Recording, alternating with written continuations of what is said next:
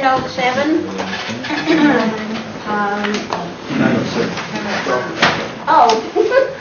9:07. That's Shelley's job. I'm too short. We call it a doctor. We run on Indian time. I've been called the meeting to order. Ms. Count Watts, would you deliver the invitation? Thank you, Pastor. Everyone stand if you can.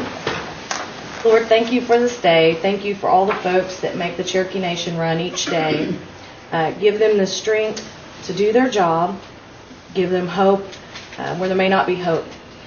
Give each other the support we need, that we work as a team towards furthering the Cherokee people. And help those that are overseas fighting for our freedoms. Help those that are ill, that they may recover. And bless each one here today. Thank you and amen. Thank you, Ms. Count Watts. Roll call. Meredith Fraley. Here. Bill Englund. Here. Bill John Baker. Here. Jack Baker. Here. Harley Buzzard. Here. Julia Coates. Bradley Cobb. Joe Crittenden. Here. Jody Fishinghawk. Here. Janelle Fulbright. Here. Don Garvin. Chuck Hoskin Jr. Here. Hannah Dora Jordan. Present. Curtis Snell. Chris Soap. Here. David Thornton. Kara Callan Watts. Honey, We have a quorum. we have a quorum. Next order of business is approval of the October 28th regular session minutes. So moved. Second. Moved in second. Any discussion on the minutes as written? All in favor, signify by saying aye. Aye. Opposed, same sign. Motion carries. Okay, now we're down to reports. Ms. Wright with the Marshal Service. Good morning. I have my report. There are a couple of things I'd sort of like to add to it. We left off any information on the hunting and fishing, and we had 2 that called in on tag in October and then 6 this month. So that's going on, and we're working with Pat Gwynn's area to make sure that there's no camping and different things as much as possible. So we're coordinating with natural resources on that. Then in the investigations, we left off one armed robbery, and there's been some burglaries. That carried on into November, and it was a real problem for just our smoke shops and Stillwell convenience stores, and we worked with them, and that individual turned themselves into our office yesterday. So we're real happy that we got a conclusion to that. Those are the only 2 things I wanted to add to the report. Ms. Fishinghawk? Sharon was the same person responsible for both the smoke shop and the one at Hop In. I'm curious. Well, there were actually 2 to 3 of them involved. We've got one that turned themselves in, and yes, that person was responsible for our smoke shop and the Stillwell side. Okay. And that'll be turned over, I guess, eventually to Muskogee. There's actually state charges and federal charges, and there may be tribal charges if the feds don't pick up everything. So it will be in all 3 venues.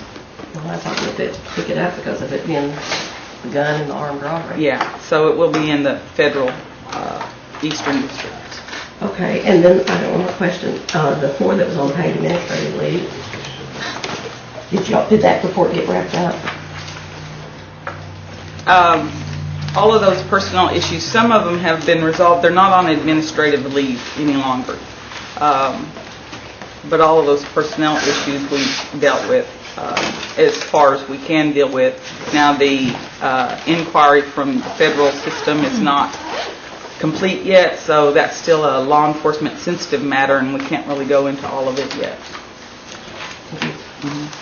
Any other questions for Ms. Wright? Thank you, Karen. You're welcome. Office of Attorney General. Good morning. Good morning. You have our report of where we've been this last month. We have, since We submitted the report, I believe, received the decision from the 10th Circuit regarding the denial of our rehearing en banc on the first case. So now we have to decide what to do about that. Like with so many things, that's a double-edged sword. It means we can't get into that existing case, but it certainly doesn't foreclose our right to pursue any actions on our own. And the ruling of the judge regarding our water rights still stands. I saw the judge at the Oklahoma Bar Association meeting last week, and he took the opportunity to tell me that he had been waiting for the 10th Circuit decision before he issued his, so I expect that will be forthcoming fairly shortly. I brought with me today, because I don't do this enough, and because of questions last time, two of the people from my office, Chrissy Nemo, who you've met, she's one of our Assistant Attorney General's, wave, and Sherry Chenault. Sherry, would you come up here? I don't think I've ever introduced you. Many of you know Sherry. She is our new victim witness coordinator. Not new now. How many months? Going to make her in January. Yeah, not quite a year. She'd worked in the state system. She's a Cherokee citizen. She hit the ground running and applied for a number of grants for our office, which we had never received. Was instrumental in acquiring that DOJ grant that we talked about, did the release on. Chrissy helped her out with the legal aspect of that. So Sherry's been doing a lot of good work for us, got a lot of initiatives going. I wanted you to formally meet her and have the opportunity, if you had any questions about those initiatives or that grant, to have them here to answer those. What was your name again? Was it Sherry Chenault? Sherry Chenault. Any questions for Sherry or Diane? Yes, Mr. Buzzer? Yeah, And then this Mr. grant Chenault. that we got, what is it going to be covering? Can you explain it to us a little bit? Yes, it's going to expand our victim services and allow the probation officer to have an additional sanction with our tribal court. Right now, we are requiring for pleas or for just a court sanction, some batters intervention or batters treatment, and they have to pay for a 52-week program in order to dispose of their case. Many of our Native Americans can't afford that, so through our grant, we're going to offer that program at Cherokee Nation, free of charge. And how much was the grant for? How much was the grant for? $450,000. Okay, thank you. We've got how many new positions with that? 2 new positions. The victim advocate will expand on our victim services. One person can't cover everything, so it's going to allow us to do a few more things, but just an additional person to service all those needs. Thank you. Mr. Hawk? Yeah, Todd, it's up here. Diane, so I was going to ask you, Okay. Could you please tell us if an elected official of the nation approaches an employee about politicking for or against somebody for themselves or somebody else, how does our laws deal with that? Or is there anything to deal with that? Okay, that brings up a... Thanks, guys. Well, you can come back up if we get some more. Thank you. I've talked to Todd recently in the last month because, we've had more and more of these questions, and they're going to keep coming. And what my plan is to work with him and try to compile all those different laws and policies and from everywhere and sort of, give it to this body, give it to the chief, maybe even publish a synopsis of it in the Phoenix, because we've got the election law, which has some prohibited things. We've got HR policy, which has some prohibited things. There are some in the criminal statutes, and then different, I think there's an executive order, and there may be even policies of this body, all that affect electioneering and campaigning and all of that. In answer to your question, off the cuff, I don't know of anything that would prohibit that except the HR policy, which prevents campaigning with employees during work time.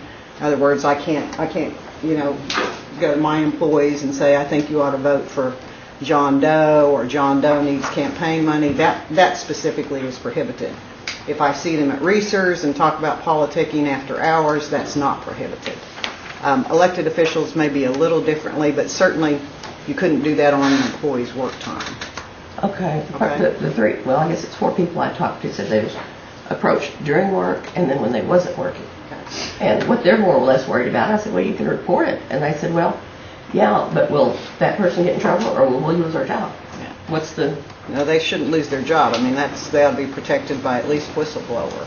And then another thing that also might have some effect on that is the use of Cherokee Nation systems or computers or phones or any of that. Obviously, you can't use those things for campaigning. You can't use certainly anything that involves federal funds, as so much of our monies do. That would be prohibited. Okay, can you update us on GEG and ICI? GEG there's not really anything new. Jim Carrington and Bob Huffman at CNE are still, it's actually being handled by outside counsel, but they're the point person with outside counsel on the tribal court case involving Mr. Majewski, and that's still pending. And on ICI, I don't think there's anything new either. I had prepared a report, which I don't believe I got to you. Okay. Let me check and see, because I know that I was working on a written report on both of those things. And one more question. I know, I take it that you know December 6th, Meredith called a special meeting to deal with the redistricting. I did see that, yes. Yeah, okay, good. And here's what I'm wanting to know. Can you give us your opinion on what numbers you start at? Do you start at registrations numbers, or do you start at geodata numbers? Could you issue it by before December 6th? See, I will. They're not the same. They're totally different. Some of them by several thousand. You know, I will. I'll respond to that in writing to you and copy everyone. But basically, the law, the constitutional provision is so generalized. What it requires is, I think I don't remember the phrase, but basically representative districts. And the reason that our office has not weighed in on any of this is because representative districts could be No, that don't bother me. The 5 that we're in don't bother me. What I'm wanting to know is what numbers you start at. There's a place in there that says when you start a portion and how you take your registration, and that's what I want to know. If you start registration, you start at geodata. Okay. And could you get it to us by December the 6th? I will. The meeting is. I will. Okay, and the other one that I'm wanting to know is, are we allowed to include people that we know live out of the boundaries, the at-large people? Is that constitutional? And that'll be the second thing I want to do. Okay. Okay. Thank you very much. You're welcome. For the numbers, I'm sorry, Counselor, I just want to make sure I understand the second part. I'm sorry. Go ahead, Diane. I just wanted to make sure I understood the second question. Are you allowed to include the numbers of people outside the districts? Yeah. Okay, I understand. If somebody lives outside the boundaries across the line, are we allowed to count them as being in district? I understand. Thank you. Okay, thank you very much. Ms. Fisher-Hawk, what was your second question? We couldn't feel Don had the hearing problem. I asked her if it was constitutionally okay if we know somebody that lives outside the boundaries. Are we allowed to count them as being in district? And the reason I'm asking that is I'm talking about providing services. If we count them as an at large or in district, do we need to give them housing? I understand. Okay, thank you very much. Ms. Gloria Jordan? Well, that was my additional question, whether we're allowed legally or constitutionally to include at-large members, because there appears to be some whole zip codes being included in our in-district numbers, and that would include at-large members. And my concern is, are we then going to be forced to provide services, which right now are very hard to come by because of the economy? Are we going to have to dilute that dollar more by having to provide services if we're going to use their bodies as beefing up numbers inside the district? I understand. Any other questions? Comments? Thank you. Good. Oh, I'm sorry. Ms. Callen-Watt. Thank you, Madam Speaker. I guess one question, because we're in such a time crunch, I want to go ahead and bring up my question too. Okay. Then is, I have similar concerns about people that have moved. They're no longer in my district. I know that they're not in my district. But you can't. I struggle with how do we force? We can't. How do we I mean, there's no method. We can't just declare them out, but they still vote, and like, how do we logistically do that? Because only the tribal citizen can change their address, the way I understand it. So, I know if I see an obituary, I can forward that to registration, but even then, I don't know that that's legitimate to declare and change their file. Okay. Because the family has not put in an affidavit or turned in a death certificate. It's an obituary for the paper. So I have folks that I know have left my community, but for whatever reason they may not choose to. I can't force them to notify registration, to notify the election commission. And I think that's a layer to that question that needs to be addressed before when we put out the opinion, because we won't have time to react necessarily. Okay. It's getting so close. So. I understand. Okay, thank you, Madam Speaker. I appreciate that. That's your job? Yes. Yeah. The answer is 12. Jordan. Can I just ask one additional thing, and I know this puts a greater burden on you, but our meeting is the 6th. Could we get that information the 5th or the 4th or something? Certainly try to. Thank you. Thank you. Mr. Anglin? Diane, one more question. The last election, we allowed citizens that lived outside of the district the right to stay in a district by election law. So would you count those citizens that chose to stay within a district For your population? for the population? Because that legally, I thought they was allowed to do that. I understand the question. And that's voter stuff, right? Yeah, that's And still, if you're going to eliminate them, I mean, I think you asked if they didn't live within, they'd be. That's voters versus membership. I'm talking about membership. The actual residents residing that are members. In order to talk about how the district should be divided. I understand.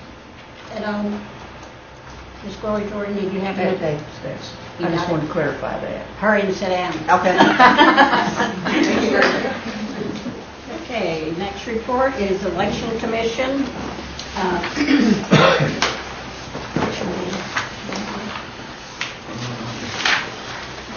Well, hopefully you can tell I'm not Roger.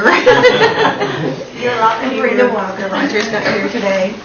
I'm pretty sure that you got our report. Yes, we did. Okay. One thing we're kind of proud of is registration. We've got 113 new voters, and they said there's even more since this has been copied. So, do you have any questions? You're up and running and ready for the election, are you? We're ready to get going, yes.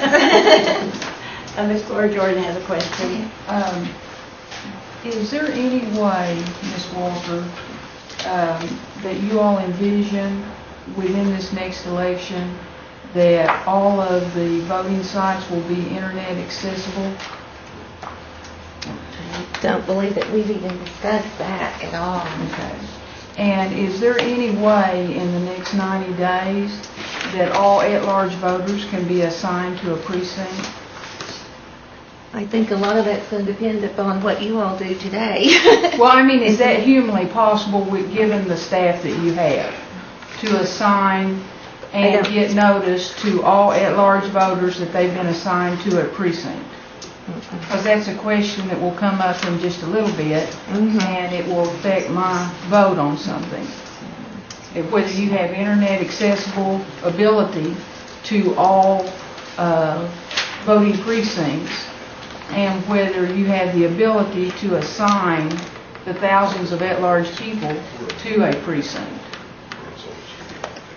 I think we need to get into that when we get into our business. Well, give it some thought, because that's two questions that I'll be asking. Okay. Okay? Okay, thank you. Anything else? Brenda, don't leave yet. Mr. Ragsdale, did I you just have- had a point of clarification, Ms. Jordan. Were you talking, because I know that our IT services provides ongoing results of the election on the internet, or at least that's my recollection. No, Oh, Pat, what that was- didn't have anything to do with When you say results. internet connection, what are you specifically talking about? I want to know if they're voting at Skelly School, whether we can tell who has voted as they vote through internet connection, because I know that it's probably impossible to get internet connection on Saturday at Skelly School. I want to know how many sites it's going to be impossible to get internet connection.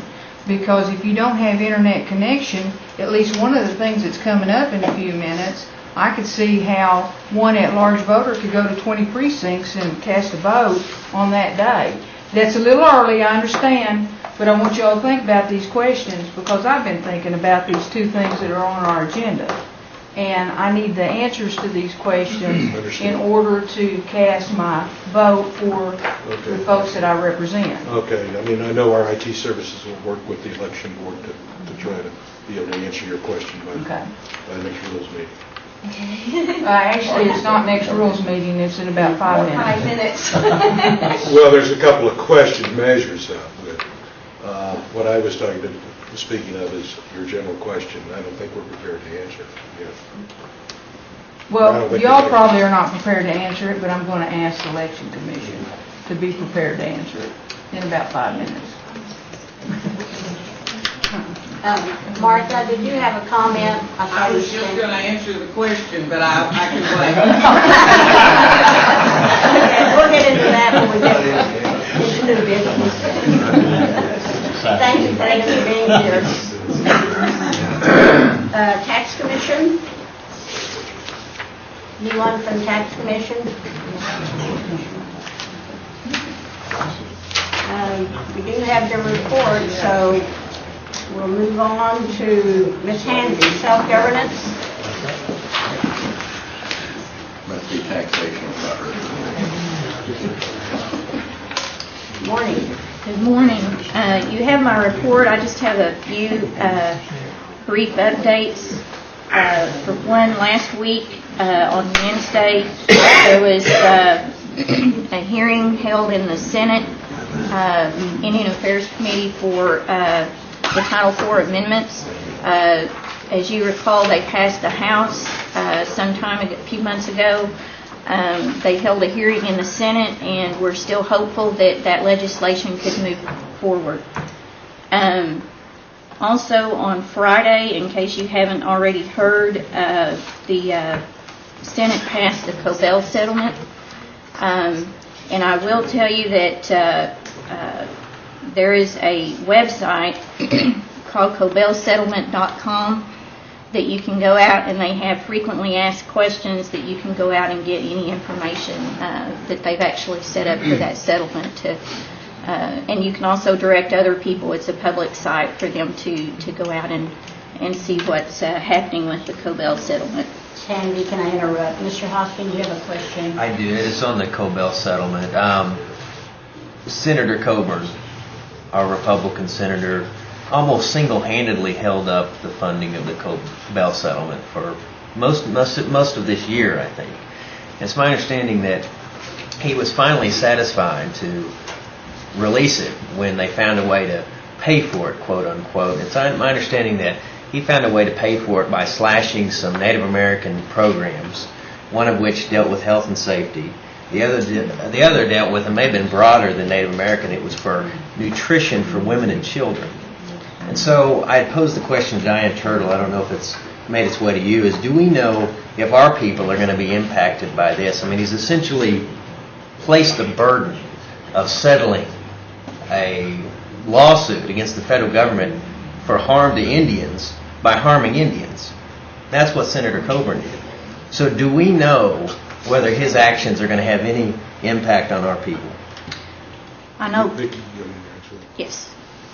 Well, we don't know until we see the appropriations, but I mean, I think you are correct that there is an implication that they are going to cut the public safety budget, which primarily goes out to the tribes across the nation to support law enforcement and justice service systems.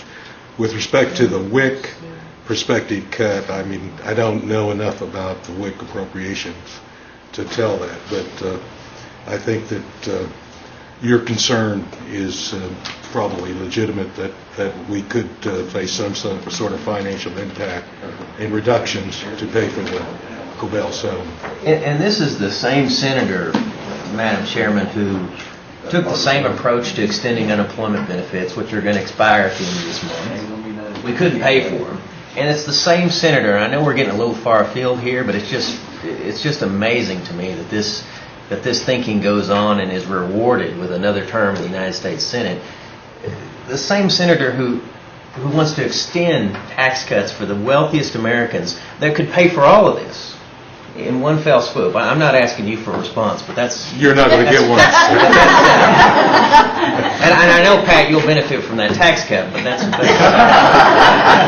I'm hoping for the tax cut, but not for the rich people. But I hope there comes a time when Indian people in the state, in a more concerted fashion, send Tom Coburn home, because he has done damage to Indian people. I'm not afraid to say it on the record. Thank you, Madam Speaker. Yes. Ms. Corey Jordan? Yes, this question I think is for both of you. I've been getting a lot of questions about the Indian farmer settlement that's taking place now, and I know that Janie Hipp out of University of Arkansas Law School has offered to come over and put on a seminar for us at I don't believe it's of any cost to us, to assist those farmers in this area and getting their application in to get a claim packet. And I've been letting them come down to the office and then going on the internet and ordering up the packet for them. But I'm being told that people are trying to charge them for doing that, and charge them for helping them fill out the packet once they get it, which I'm giving them all of the information. I fixed up a little packet for them myself so that they can call the law firm that actually did the class action, and then that law firm is supposed to assist them for free. But I think that we need to offer something to our folks in the way of a seminar, and I think you all would be the proper department to do it. And I wish that someone would get, Curtis has been working with me, I've been working on it, Jody's been working on it, but it's getting to be a rather large group. And I don't think they should have to pay to get this information.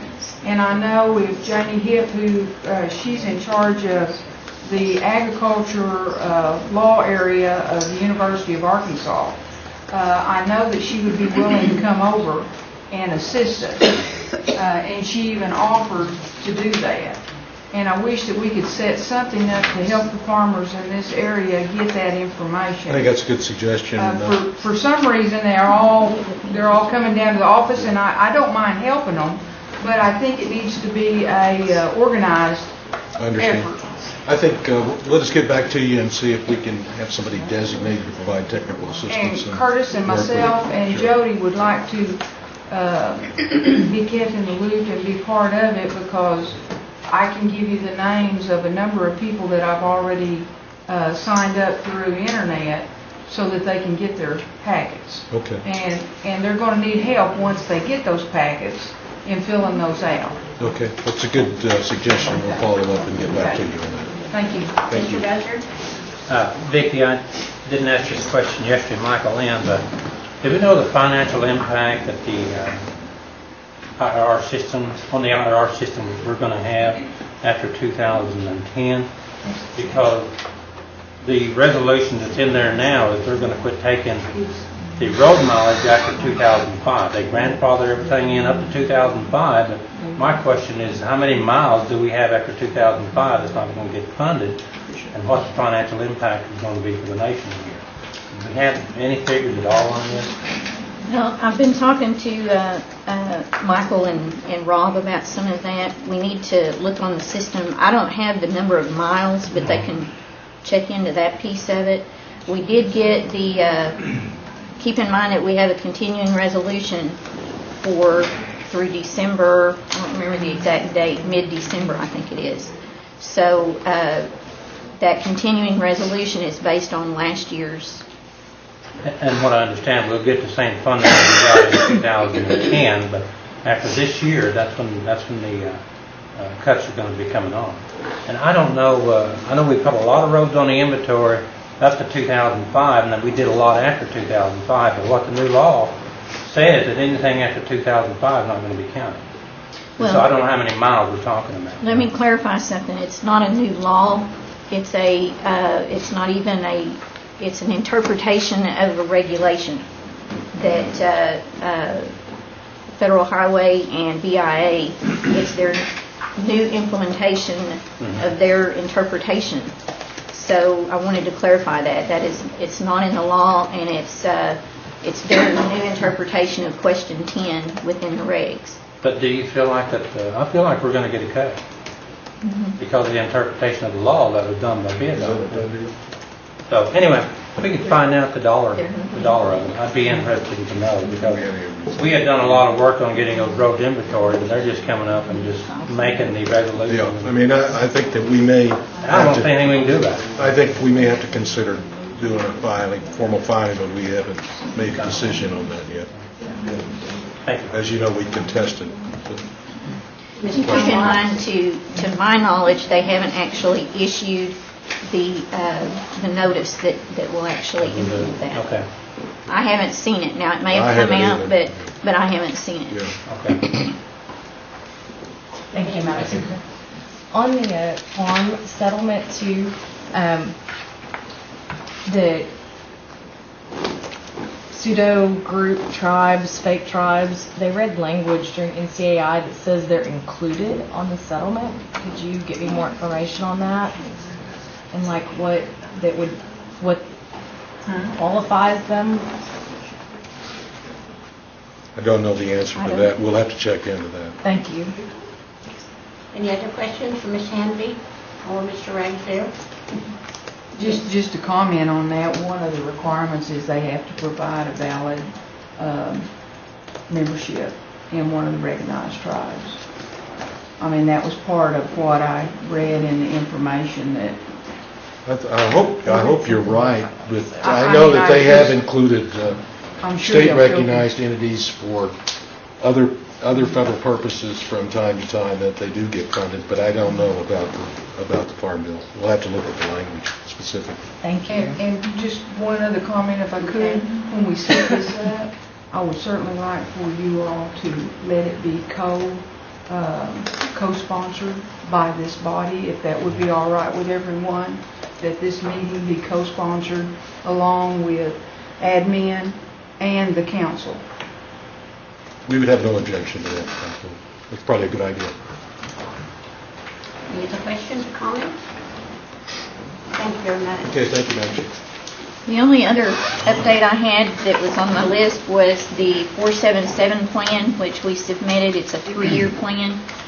Was just approved for DOL. The child care is still pending. So, thank you, Vicki. Anyone here from the Gaming Commission? No. And Mr. Hembry is in California today, so we have nothing to report on convocation. I don't believe... Madam Chairman? Yes, there you are. Sorry, Todd.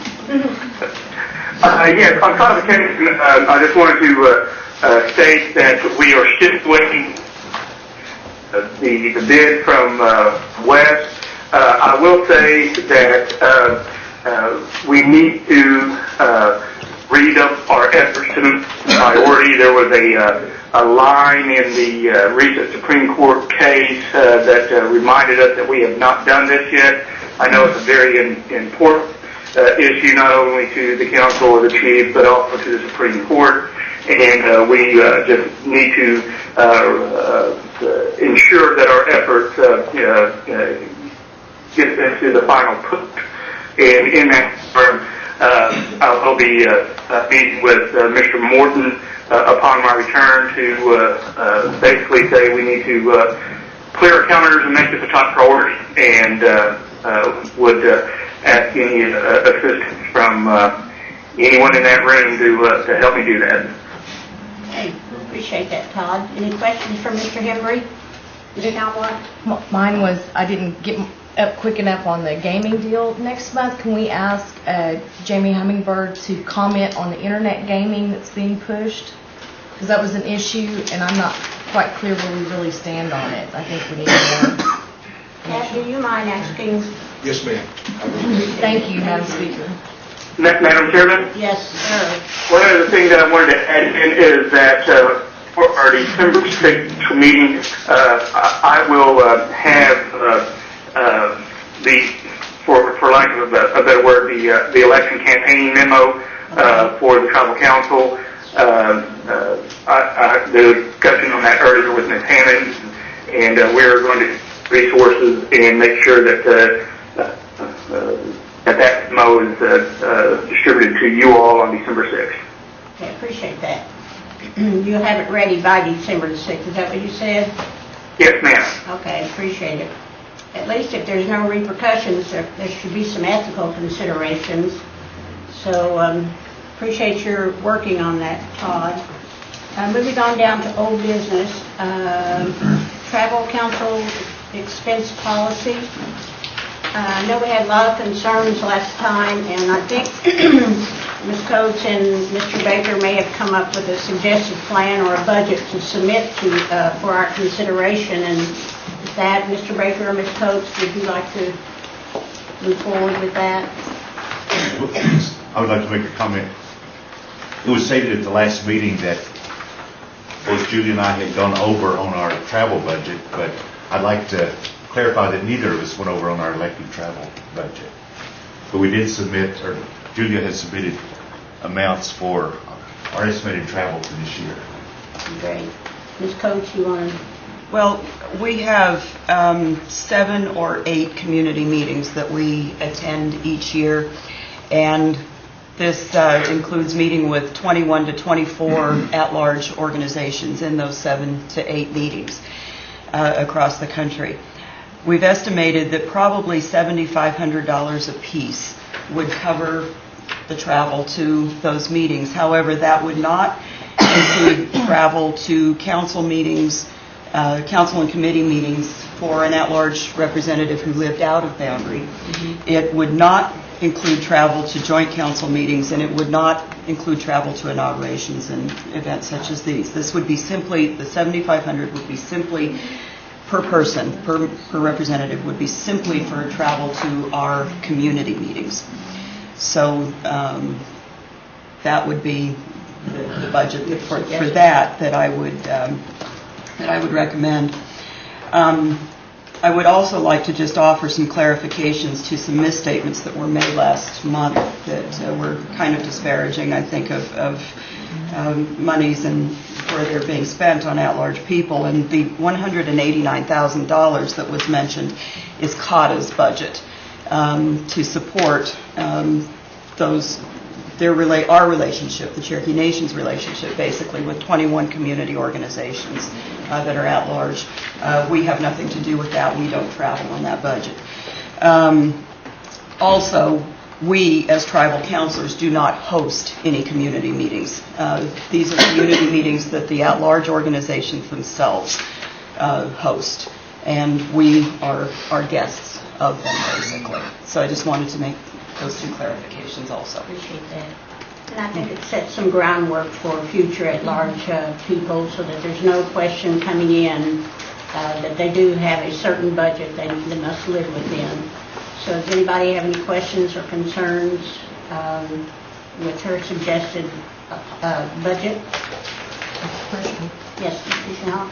Here's a question. I looked at this policy, and on page 2, number 5, it talks about official travel. And towards the end it says, in at-large community meetings for at-large counselors. The next page at the very bottom, it says council of the Cherokee Nation members attending meetings outside the jurisdictional boundaries of their district or at-large, more than 40 miles away, shall be entitled to reimbursement for total miles driven for the trip. Then number 10 on the following page says, at-large counselors may charge for mileage and expenses for attending meetings within the jurisdiction of Cherokee Nation. I'm trying to figure out what all 3 I mean. Is it the simple way to say they get to, at-large can charge for community meeting?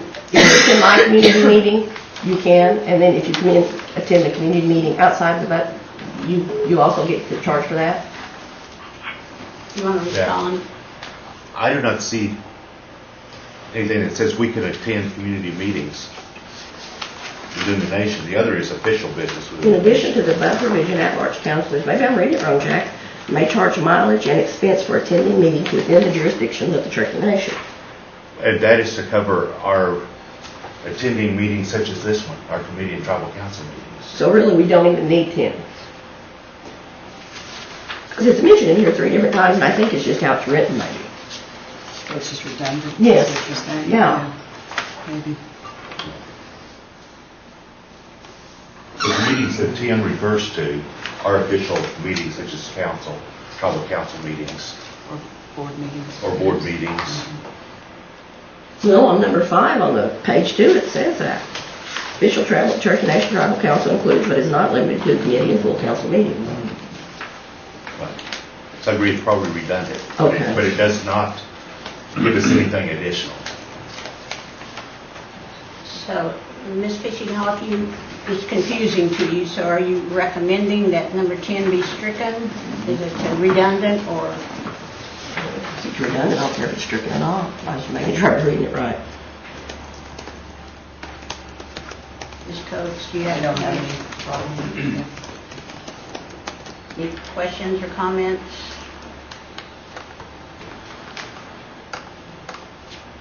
Was everybody okay with the budget that she recommends? Because we need to set something in stone somewhere. Yes, Ms. Gloria Jordan? Where's this money gonna come from? Is it already built into the travel budget? But, Mr. Evans, did you want to comment? Yeah, I just want to clarify, it was 7,500 Each. each. Per meeting or No. for all the meetings? Okay, well, that's already considered in the budget. Now, that's no more than anyone else has for elective travel. This is on top of what everybody else has. Okay, 15, then we're talking about 15 for Right. the at-large. Okay, so make sure I understand. Am I correct? No. No, Clarify it for us. the 7,500 is our estimate for our travel expenses that are not travel expenses to regular tribal council meetings or committee meetings, official travel. But elective. No, it's No, not it's elected not travel. elective. It's not elective and it's not to the- official. It's two different things. Right. Elective travel is $7,500. The elective is the 7,500, but the other 7,500 is for us to attend the community meetings outside, which we've already been charging for in the past, and it's been paid, and that's been the approximate amount. Okay. So So would it's those just- be considered official then? Yes. Okay. Then the at-large community meetings, well, they already are considered official, aren't they? Yes. And under paragraph 5, page Right. 2? Okay, so we're just putting a number to what the official side of paragraph 5 of the at-large community meeting. Putting a number to it, because that's where the void was before. We didn't have a number to that. That's right. Right. Okay. Or an estimate. Okay, right. so I just look at 15,000 within our budget to cover that. Because it should already be in our travel budget, because whatever we have for travel for the tribal council. For we would just say that official travel? Right. Yeah, I have a number in there for official travel for Right. each counselor. And it's kind of based on past experience because I have no idea who's going where for what. So I just kind of base that on past experience. And if we get in a situation where the amount of money that I've earmarked in that for official travel starts running a little low late in the year, I'll let you guys know as soon as I notice that. But I don't see 7,500 for the 2 at-large positions being a problem. For 2011, Yes, ma'am. right? Yes, ma'am. Okay. Ms. Fishing Hall? Okay, Jack, let me make sure I got this right. You also got the official travel here for meetings. Right. You got $7,500 in elective travel. Right. Plus you got another amount for y'all's travel to at-large. So what that 7,500 is an estimate for budgeting purposes as part of the official travel for the tribal council, because we have a certain travel budget, correct? Mm-hmm. And you base that on past experience. Yes. For In official. our travel to these large community meetings, we have been traveling to those in the past, and so those are a part of the official amount. But we were asked to give an estimate of what that would of what we expected it to be. And that's where he said, well, it's probably around 7,500. But that's expenses that have been paid in the past also. So it isn't any new item. Okay, then my last question is December 24th, will there be no more travel? Because that's when you get within 6 months of the travel and then the election. Well, that's an entirely different issue, rather than the amount. Ms. John Watts? Madam Speaker, I would suggest that we take that question up at the next meeting so that there's maybe lawyers that can, research and understand, and there's more of an opportunity to put thought into that, because I think that impacts us, all of 17 of us, on different levels, and what we do. So I think that we need to put those maybe to you in writing, so that you have an opportunity to get those vetted for us, or if we can help you get them vetted, or whatever you need. But I don't know that we need to answer that on the floor here today. Would be my suggestion. That's, I don't know. Ms. Coates or Mr. Baker, are you comfortable with that? I think that's appropriate for Okay. December 6th, perhaps. Can you help? I'll help. Dr. Cobb, sorry. Doug, if you don't mind, can you just give me a rundown on your take on page 3, number 4, which deals with the $500 per month? I'll just be honest, I don't really think I've ever, I'm just curious, what, is that impacting the budget, or? I have it in the budget, $500 for 12 months, times 17, split between our two budgets. And that's specifically for, your travel to your constituents within your district. Can you get me, at our next meeting, can you get me I don't have to have names, and I just want to know percentage-wise how much that's being accessed. Well, that's Would you two gentlemen that's an speak up? advance. I'm sorry. We can't hear you. I'm sorry. Mr. Crittenden can't hear. I'm having trouble hearing you good. The $500 is an advance. It's an allowance. It's paid every month, and it's up to you individuals as to how you want to address the taxability of that $500 by keeping mileage records to turn into the Internal Revenue Service when you file your taxes. It's being an allowance. It's instead of requesting mileage logs back for all 17 of you throughout the months of the year. The estimate was determined, 8 or 9 months ago by the body, to just do an allowance of $500 a month, because we thought that would pretty well close approximate what the total usage of personal vehicles within your existing districts should approximate. So, and it is covered. It's a totally separate line item in the budget, and it's fully funded. But since it's an allowance, I have no way of knowing. Is it if I may, part B to that, is it a W-2? Yes. Okay. It's on there. Okay. Thank you. Yes, sir. Good job, Doug. Thank you. Any other questions or concerns? Thank you. Mr. Crittenden, I'm sorry. One other comment. Since Councilman Cobb brought up number 4 on that page, there's a number 5 right below it. And I'm looking at something that came from the Attorney General's office about the problems or the possibility of on the vehicle allowance double dipping situation. Have we put that to rest? I mean, have we got to? No, that's never been put to rest.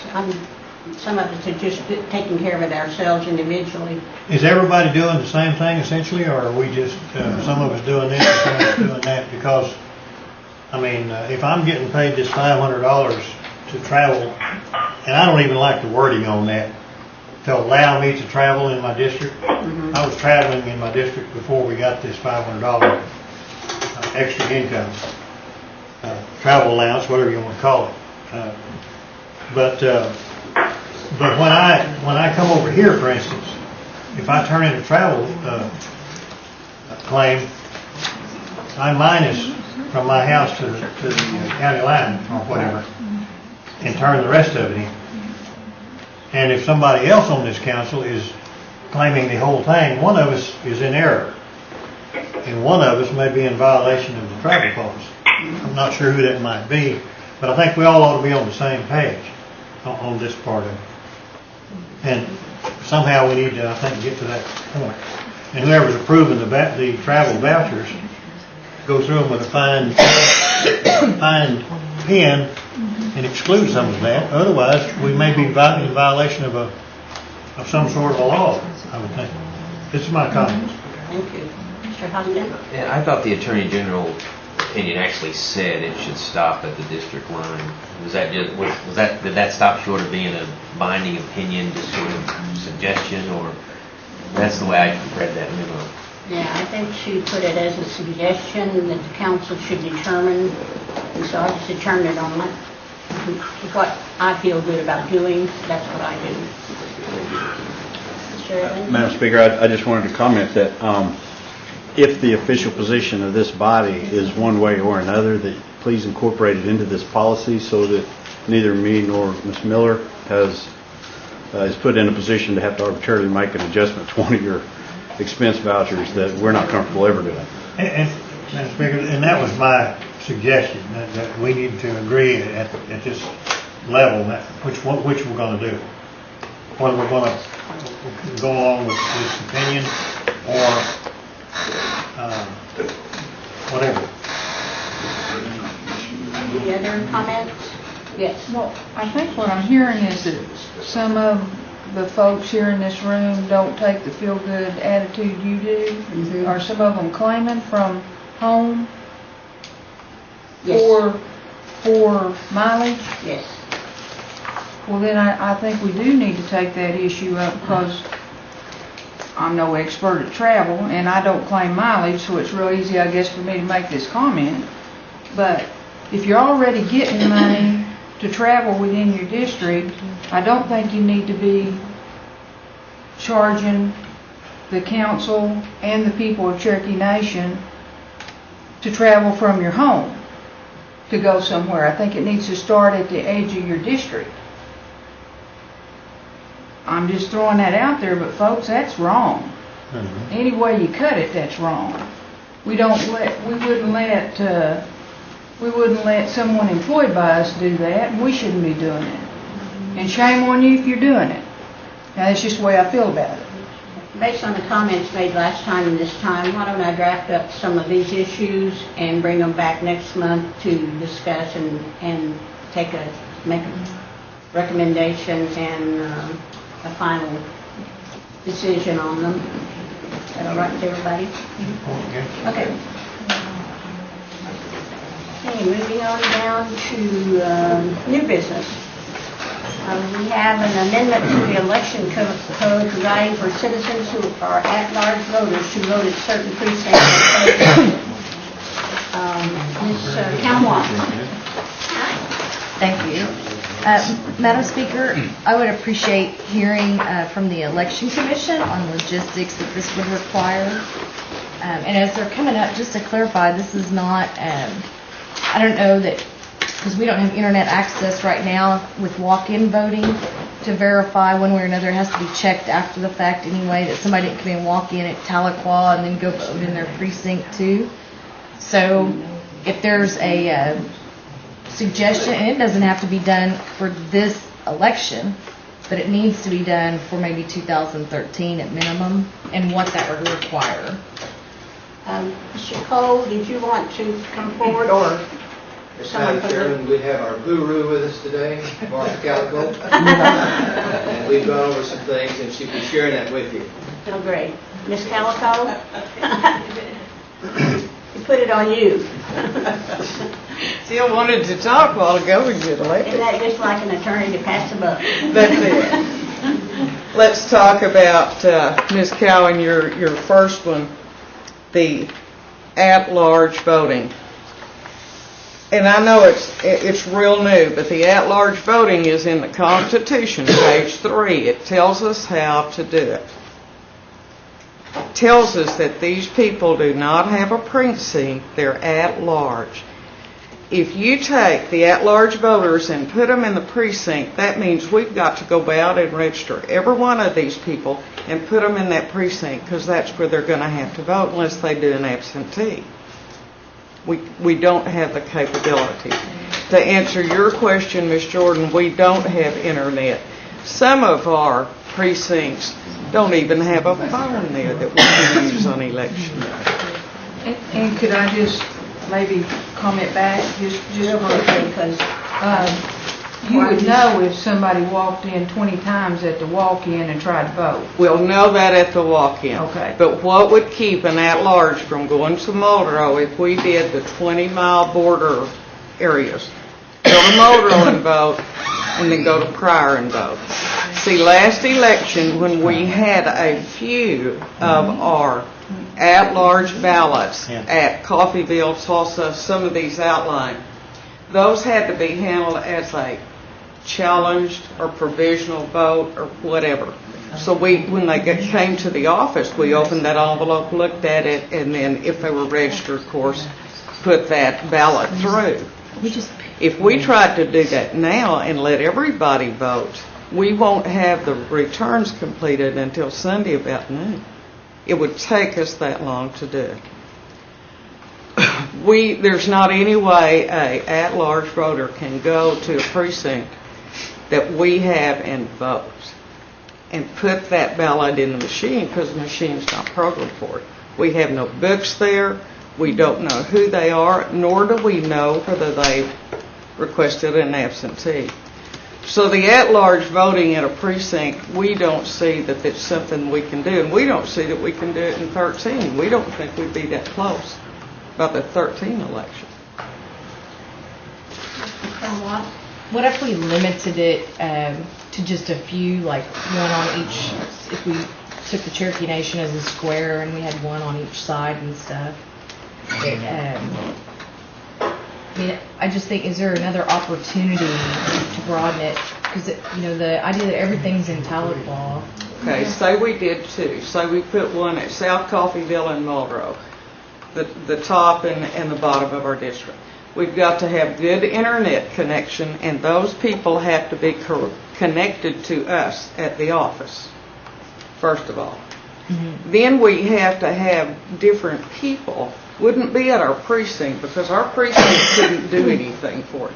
It would have to be different people that are internet savvy to run these, to understand and could post them. So it wouldn't be at our South Coffeyville precinct. We couldn't do that. Traditionally, we hire retired people to work our precincts, and they're not normally internet savvy people. So I guess it'd be a whole new precinct, Kara. Man.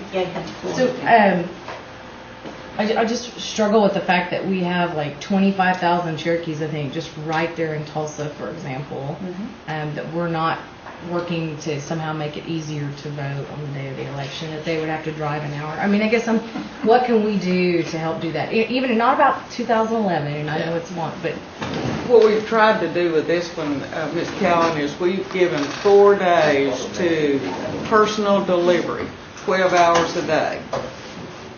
4 days that these people can personally deliver their ballot to us at the office. Then we have 4 days that's walk-in voting. One of them is on Saturday. So we're trying to help those situations. We just don't know anything else that we could do. Thank you.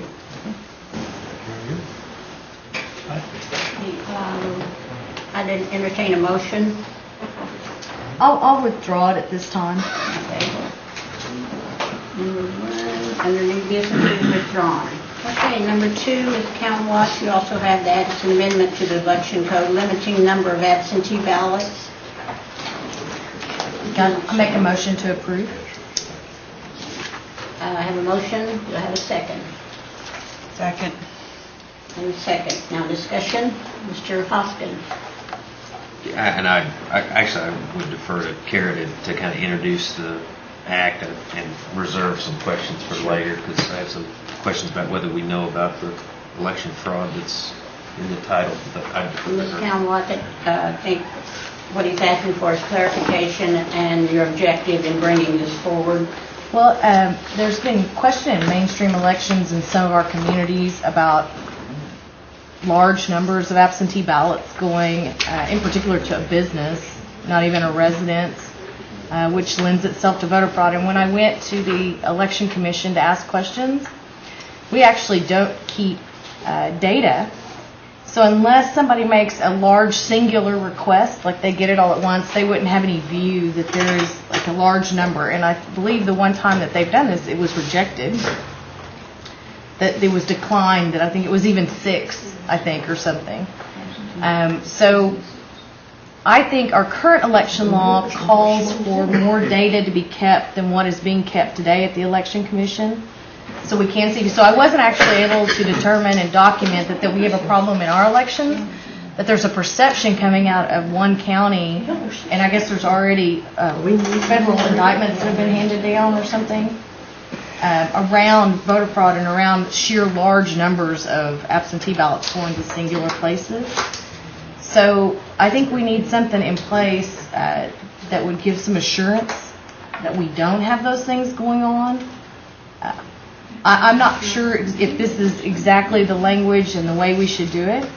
And I do want to hear from the Election Commission, because I think there's issues about the software and how they are able to keep data. We may not be able to do it for 2011. But if there is the potential of this kind of voter fraud, even the hint that it might be going on, I think we need to do something to put laws in place to protect the integrity of our elections, even if it's for 2013. Thank you. Mr. Hoskin? Yeah, thank you. I appreciate that introduction. I think if we're concerned about voter fraud based on reports of federal indictments, I assume those federal indictments are not in our elections, certainly not right. Our elections. So we have this sense that there may be the potential of election fraud, but if all we need to really do is make sure the Election Commission My son. That was appropriate music.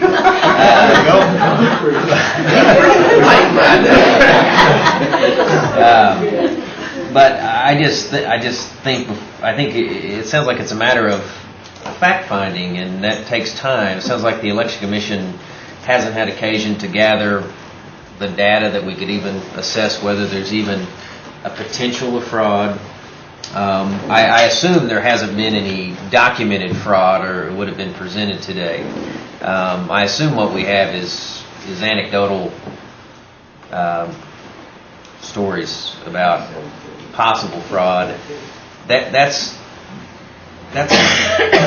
too low of a threshold to pass a law that, in my opinion, that number one suggests that there's fraud in the first place, and number two, I'm concerned that the Election Commission isn't given any guidance in this act as to when it should give a 6th ballot.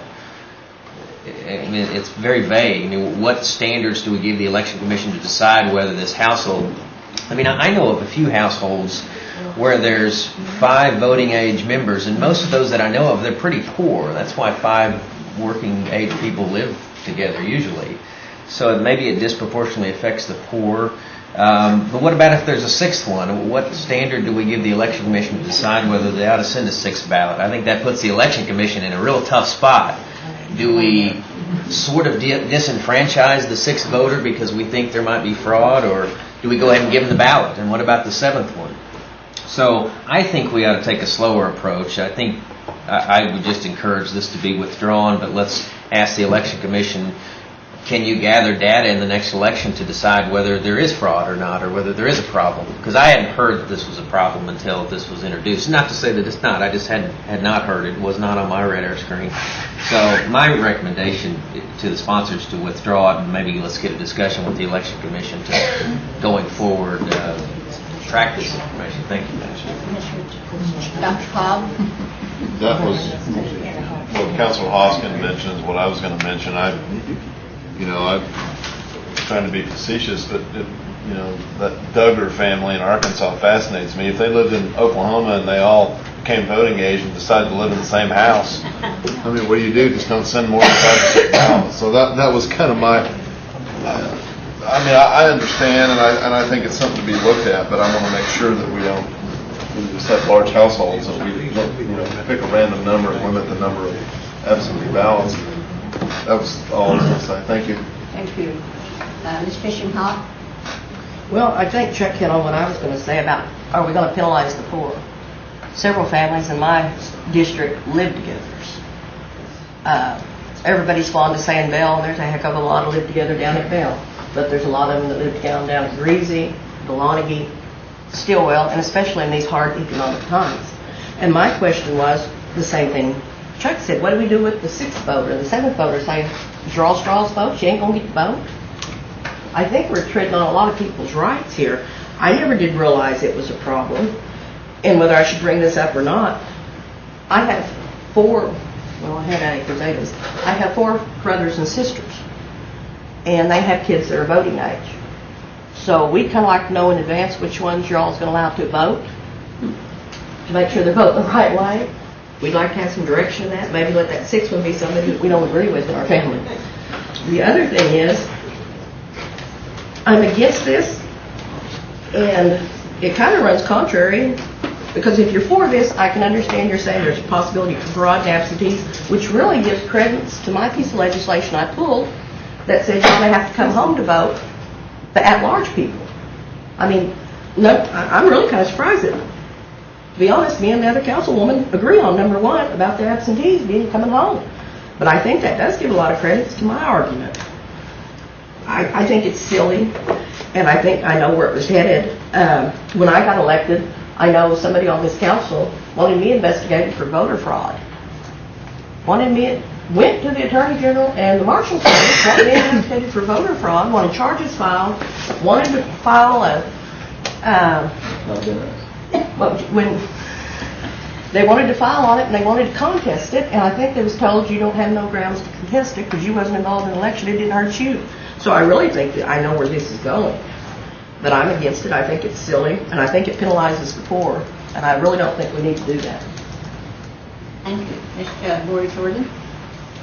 I did some checking when I saw this in the book, just to make sure that this didn't apply to Cherokee County, and I have the ability from an old list to kind of group together people that had voted in their addresses and whatnot. And I don't think that we ever got to 5 in this county, but I know on the original voter list, I can think of half a dozen families that when I grouped the addresses together originally in the last election, there would be 7, 8, 9, 10 in one house. And I know a lot of those families. And I know that the reason was because Grandma and Grandpa has come to live with Mom and Dad, who now have adult children that are either in the construction business or the trucking business or whatever, that they really don't have their own home when they're here. They stay with their parents. So it makes absolute sense to me that there might be a case in this county, which apparently there wasn't in the last election, but there could be a number of instances where large families would ask for absentees to be sent to one address. Another thing I would like to throw out to you is we have a couple of group homes here in Cherokee County. And I'm just limited to the area that I kind of know about. And I know those group homes encourage voting in any election, and it's very exciting to see them bring the little bus when they do come in hand to vote or come in physically to vote. And then there's also a lot of instances where they have to ask for absentees, and those absentees are all sent to the same address. So it appears that they're asking for a great number of absentees, but really it's a group home setting. And we also have the nursing home setting, where it's very important to the elderly that they have the ability to vote, and they're having to ask for absentees. So how does this cover those instances? And I would like to specifically know that we do have a problem before we change the law. We spend so much time as a group fixing something, folks, that ain't broke. And this seems to be one of those instances. We're trying to fix something on rumor. Now, that just doesn't make any sense to me. Give me some specific instances where you know the law was violated. Otherwise, this thing needs to be tabled, put to bed, and we don't need to hear about it again unless there's some proof. Man, we break that wheel even when it don't need to be broke. That's my comments. Thank you. Mr. Baker? I don't think I made a mistake. I looked at the absentees in the last election in all districts, and I couldn't find where there was more than 4 at any one address of any. And so I don't know. Of registered voters, so I don't know where it's coming from, where it's going. Ms. Town Watts? Thank you. If my second is friendly with it, we can even make it 20 at a home. But I think this was mainstream election. I understand there's one federal indictment that's been handed down. There was additional possible stuff. I didn't think it was necessary. I thought this was a clear issue, whether there's stuff going on or not. I think if we just need a line, especially because right now, even at this election, we know, given the systems, we can't track it. So if there is a problem, somebody would need to have a law to enforce if there was an issue. And I think there's enough out there on the federal record that it would warrant this. And I'm okay with 20 as being a guideline, but I think there needs to be a line drawn on what's acceptable. Would you accept 20? So we'll even make it at 20, and then there's still the exception that if there's more than 20 in a household and they can justify it, then they can go to the election commission and get that. Mr. Hoffman, you would respond to that? Madam, what I want to tell the council is we do not have the capability to do this. We don't have the software. We don't have those things. When absentee requests come into our office, these 4 staff members take a stack. We go back to our little computer. We start entering them. They don't know what address Sarah is putting in there or what I'm putting in there. We're trying to get these absentees in. We cannot do this in this election. We might the next. But another thing I see, if we don't get the election laws set pretty soon, we've got 98 days till you file. 98 days. We don't even have the packets ready. We don't have the precincts set. That's where you're going to see fraud if you don't get us some laws that we can go by and leave them alone. Thank you. I think she just answered my question. Mr. Hoskin? Yeah, just briefly, Madam Speaker, whether it's 5 or 20 or 100, one additional problem we have is that the language of this act completely empowers the Election Commission to come up with the reason that there should be one additional. That is a wholesale transfer of power that's a mistake from a policy standpoint. It'll probably render their actions subject to a successful legal challenge because whatever decision they make, somebody will challenge it and they'll say, I wanted that ballot and you abused your discretion, and the Election Commission can't say, well, we didn't abuse our discretion because we followed the act. Well, they didn't follow the act because there's no language here that gives them any guidance.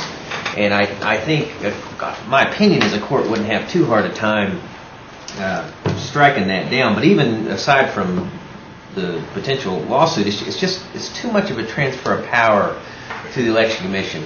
I'm not comfortable with that. I don't think they want it in the first place, but from just my selfish standpoint as a council member, I don't think we ought to transfer it. Thank you, Madam Speaker. Dr. Cobb? I just wanted to say that I tend to try to stay above the whole fray thing here. That's my method of operation, and I understand why you brought this forward. I don't think it was mean-spirited, but my question is this, and Buell, if I need to defer to you, as I'm approaching 50, my memory is fading, but if I'm not mistaken, didn't we have absentee ballots at the community organizations that we took to the community organizations, and if people did not feel like they could make it to the polling places, that they had absentee ballots? Did we not do that? No, Okay. they have to request Absentee. them. They're mailed to them. Okay, maybe it's just voter registration. Okay, see, I told you it's fading. That was 3 years ago, so I was just checking. I didn't know. Okay, that answers my question. Okay. Craig? Thank you, Madam Speaker. I was looking at this B here on chapter 6, page 2, and it says no more than 5 absentee ballots shall be mailed or delivered to a single address or post office box without approval from the Cherokee Nation Election Commission. I just thought that as far as what's mailed, we would have some control over.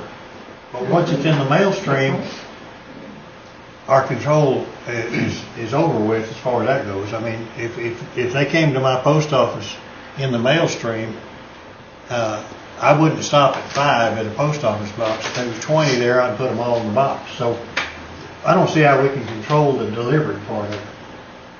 So, I mean, that's just a thought. Thank you. Mr. Bezer?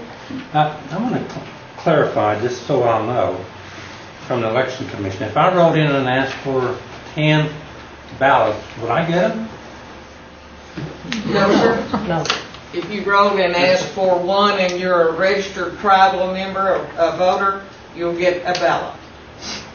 So if a household asks for 5 ballots, so you know the names of those 5 people in the house? It isn't even looked at if a household, what you carried, Mr. Cobb, was absentee voter request forms. You send that request form to our office. Got it. Our office does the work, and then our office has automated elections, mail the ballot. We, Election Commission, Election Office in Tahlequah does not have ballots in our office. Excuse me. Mr. Baker? But then, after they request that, you put it on a desk of who they were and what their addresses are. Correct. Where they were mailed to, who they were. Right. And they show up then, their name shows up then as voted absentee. And what address the absentee actually went to. Correct. And I'm just saying, when I looked at that list, I couldn't find anything over 4 of the last election. Hadn't seen this one yet. Any other comments, questions? Just have a suggestion that we bring no more election code amendments forward from this point going forward, because she said, what, you got 98 days? 98 days to filing. Yeah, and they haven't even got all the issues resolved yet, so that's my recommendation. We bring no more forward unless it's absolutely blatant, that we put our foot on the ground right now and stop. I second that. You second that? Okay, we have a election commission, Mr. Ragsdale, do you have a comment? Yes, I'm just here for the administration to comment on the measure. I have not studied it in detail, but have the chief's position at this time is he does not support this particular measure. Can you repeat that? Anyone from the election commission want to make a comment before we take a vote? Can you repeat that? Well, I didn't understand what. The position of the principal chief is that the administration does not support this measure, believes that it's problematic in interpretation and so forth, so I don't have anything else to add. Absolutely agree. I'm sorry? Did you have another comment? I was just making sure you were talking about this one that's on the This floor particular right now. measure, yes, Okay. yes, ma'am. Thank you, Mr. Ragsdale. I wasn't asked to comment on the last measure. Okay. I will. Thank you, Madam Chairman. Just one comment about this act. If you reconsider it sometime in the future, be careful about using the term Indian country. If you notice in that act, it places responsibility on the commission to determine when setting up a precinct for these absentees or at-large vote to be an Indian country. That's not an easy term to define. And the federal law has a statute, Title 18. He's talking about the Definitely. point of information. You're talking about the act on the motion on this table right now, or are you talking about the prior act that's already been withdrawn? The one, I don't know, which one was withdrawn? I didn't hear Absentee that. ballots is what we're talking about right now. Is that the one that's, Not at-large voting in existing no, precincts. the Absentee Fraud Protection Act is the one I was talking about. Can you point out where you're talking about on Indian country? Well, Chapter 6, Article 3, you're amending Section 75, and it says in here that, That's not the same. No, You're wait. talking about the prior act that's been talk withdrawn. about the prior I believe, act. sir. Yeah. Has that been withdrawn? It's been withdrawn, Okay. so. Just a caveat, be careful about putting that term in if you expect the commission to make that determination, because it's not a very clear term, as you're well aware of. Appreciate your comment. So that's the only suggestion I had. Thank you. And we have a motion and a second. Any more comments and discussion on item 2 under new business? Okay, this is an act, so we'll do roll call. And point of clarification, yes is you want to pass the act, no is you don't Yes, want is to. you agree with the motion to pass, And just for clarification, it is 20, not 5. We did Oh. accept them. 20? Okay. All minds clear? Instead of 5, it's 20 ballots. Okay. Joe Crittenden, No. Jody Fishinghawk, No. Meredith Fraley, No. Janelle Fulbright, No. Don Garvin, Yes. Chuck Hoskin Jr., No. Tina Glory Jordan, No. Chris Sup, No. Curtis Snell, David Thornton, Kara Cowan Watts, Yes. Bill England, No. Bill John Baker, No. Jack Baker, No. Harley Buzzard, No. Julia Coates, Yes. Bradley Cobb. No.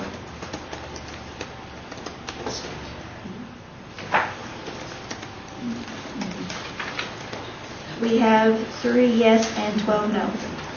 3 yes, 12 no. The motion to pass fails. Okay, the next item is announcements. We are invited over to the Heritage Center for Thanksgiving dinner. Ms. Gloria Jordan, I know that you'd be happy to be there. And we're going to save our meal from Mr. Stewart for another time. We'll be calling on you though. Any other announcements? Entertain a motion to adjourn. So moved. All in favor, signify by saying aye. Aye. Opposed, same sign. We are adjourned.